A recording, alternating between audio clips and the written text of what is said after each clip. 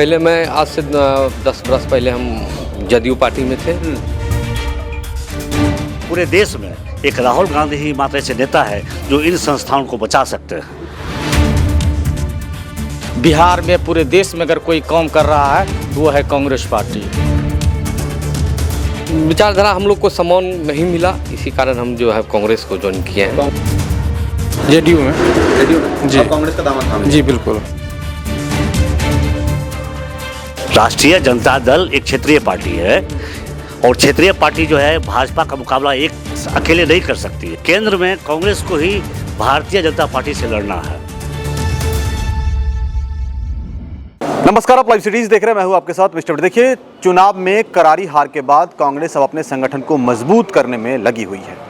इस बीच हम सदाकत आश्रम में मौजूद हैं और यहां पर आज खगड़िया के तमाम दूसरे पार्टी के नेताओं ने आज सदस्यता ग्रहण की है कांग्रेस पार्टी की। इसमें कई आरजेडी के बड़े नेता हैं, कई जेडीयू के नेता हैं।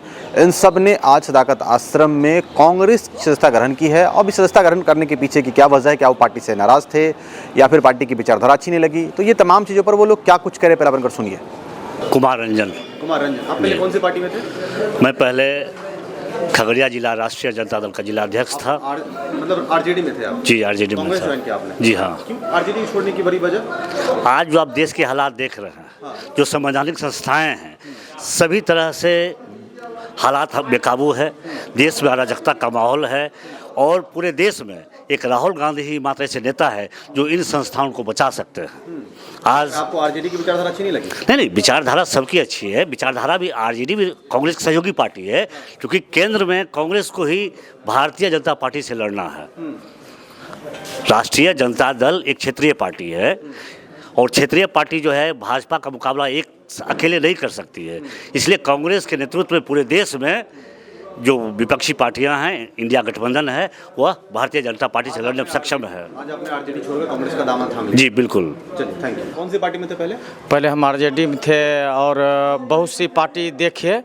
बाबा साहब का जो लिखा हुआ संविधान है, SC ST OBC वंचित समाज, शोषित समाज को बचाने के लिए बिहार में पूरे देश में अगर कोई काम कर रहा है तो वो है कांग्रेस पार्टी। तो आपने आरजेडी छोड़ दिया? जी हाँ। आरजेडी की विचारधारा अच्छी नहीं लगी? नहीं, अच्छी लगी, लेकिन हमारा मतलब ये ख्वाहिश था कि इस संविधान को बचाने के लिए हमारे राहुल गांधी 365 दिन बाबा साहब का जो लिखा हुआ संविधान है उनको बचाने के लिए 365 दिन जो है वो निरंतर काम करते रहते हैं। उसी विचारधारा के लिए आरजेडी छोड़कर कांग्रेस का दामन थाम? हाँ थाम लिया था।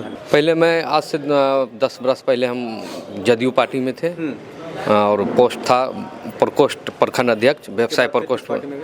इस बार इस चुनाव में हम लोग व्यक्तिगत, मेरा भावी प्रत्याशी थे मिथिलेश निषाद जी के साथ हम लोग कंधे से कंधे मिलाकर एकदम सहयोग के साथ हम लोग खड़े उतरे थे।